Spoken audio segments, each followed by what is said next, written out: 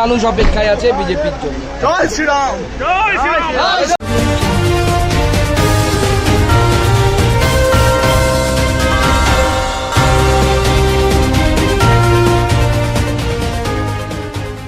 গলসি বিধানসভা এলাকায় গেরুয়া ঝড়। আজ রোড শোতে কেন্দ্রীয় মন্ত্রী সুকান্ত ও প্রাক্তন সাংসদ আলুওয়ালিয়া।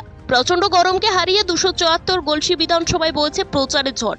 দিন থেকে রাত এ প্রান্ত থেকে ও প্রান্ত ছুটে বেড়াচ্ছেন বিজেপি প্রার্থী রাজু পাত্র।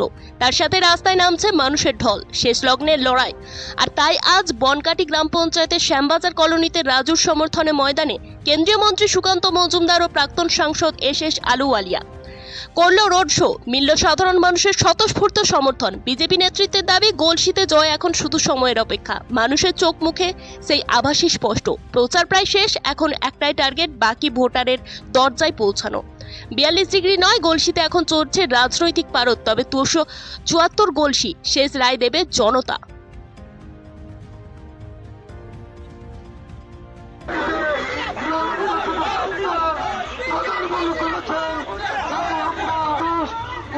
সবাইকে শুভেচ্ছা এবং আপনার বঙ্গবীর অঞ্চলের পক্ষ থেকে ওনাকে অন্তরস্থল থেকে জানাই অসংখ্য ধন্যবাদ, অভিনন্দন, শুভেচ্ছা।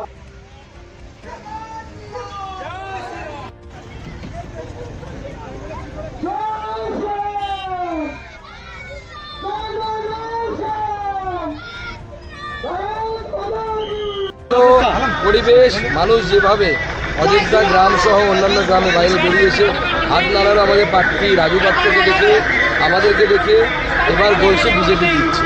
তৃণমূলের চরম